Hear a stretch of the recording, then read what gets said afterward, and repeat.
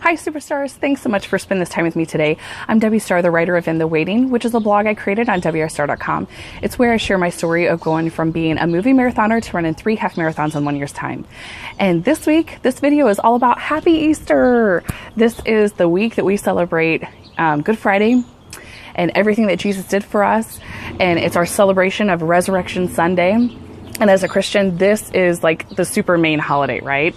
Okay, we all celebrate Christmas because Jesus came and was born of a virgin birth, but really this is it. This is where Jesus walks out what his mission was and why God put him in the flesh form.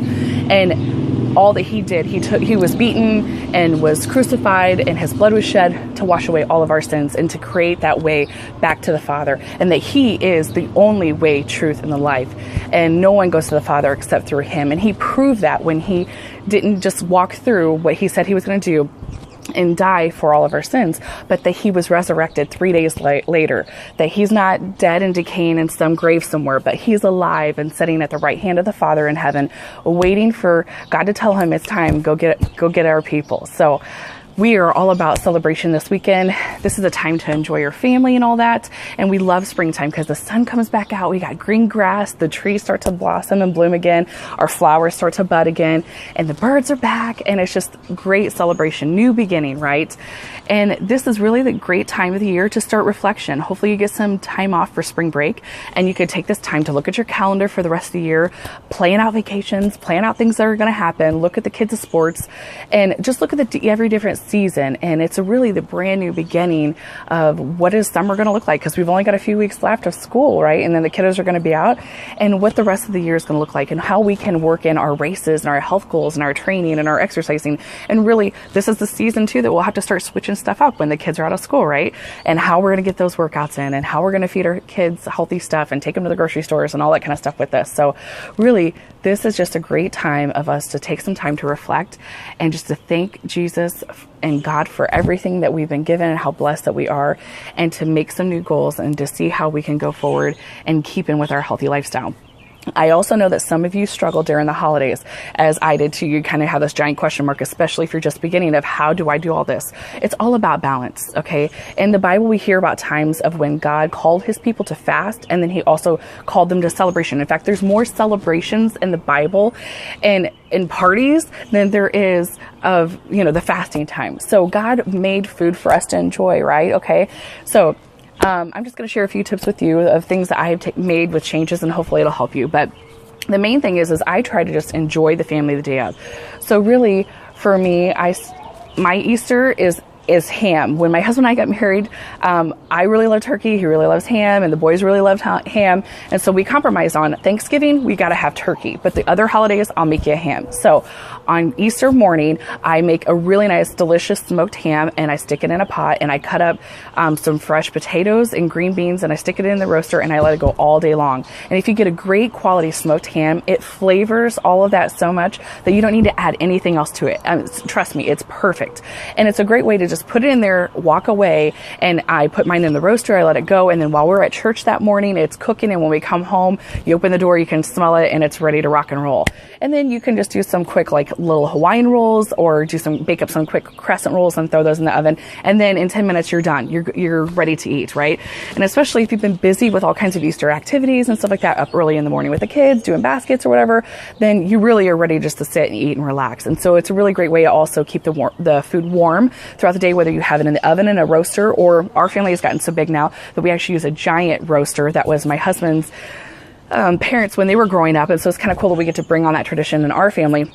And that's what our biggest ham that we can get, and potatoes and things like that. And we always have fresh green beans. And it's a great way to get all the kids eating their vegetables, right? And I've said before, if you've listened to my other videos, that no matter how you get the vegetables in you, whether it's with bacon or ham or whatever, it's the best just to get them in there. And so that's what I do for Easter dinner. And it's great. We can eat on it a couple times during the day, and it's healthy, and you get to enjoy that. And it's a nice lean meat, and with your veggies. And so, but one weakness that I did have is candy. Okay, I have to say I love all the Easter treats, and my favorites, which I pulled out here so I can show you, is who doesn't love a greasy egg, right? These are like the bomb. And so these are something that is like a staple in our house. I buy them early on the year so that way I make sure that we have them. And in years past, I used to load up on tons of them, and then I'd stick them in the freezer. If you've never had a frozen Reese before, oh my goodness, they're so delicious. And I have my friend Angie to thank for that. She's the one who taught me how to freeze Reese's. But these are my absolute favorite. And I gotta say, these things are amazing. In fact, I used to, as soon as they were available in the stores, in years past, this shows you where I've changed. But in years past, as soon as they were available in the store, I would grab and snatch them up. And it was harder actually a few years ago to find them. You couldn't find them in every store. Now everybody carries them, of course. As soon as I started to make a healthier change, they're everywhere to be found. But anyways, I used to load up on them, and because Easter was the only time I could get these. And so I load up on them, and then I have them in my cabinet for months and months and months. And so even past Easter, I was still eating them. Now I enjoy it as just an Easter treat. And actually a few years ago, when I first started to make these healthy changes, I actually went an entire Easter without any. No, I didn't buy them at all that year. I guess you could say I'd fasted it. And not that, it's something that I can live without chocolate, obviously, but it was like a favorite of mine. But it was a way for me to say, you know what? No, I'm not going to be bossed around by those delicious little crunchy little eggshells anymore. I am tougher than these. I can resist them. I can withstand them. So now it's all about balance. So that year, like I said, I didn't do any at all, but the following year I did buy them. And now my kind of thing is I eat them the day of. This is the Easter treat. So I buy only 1 to 2 bags, because when we have all of our family over, we have one giant basket in the middle of the table that's all for the adults. It's kind of a tradition my mother-in-law started when my husband was younger, and so he's loved it, and so we've kept that tradition going.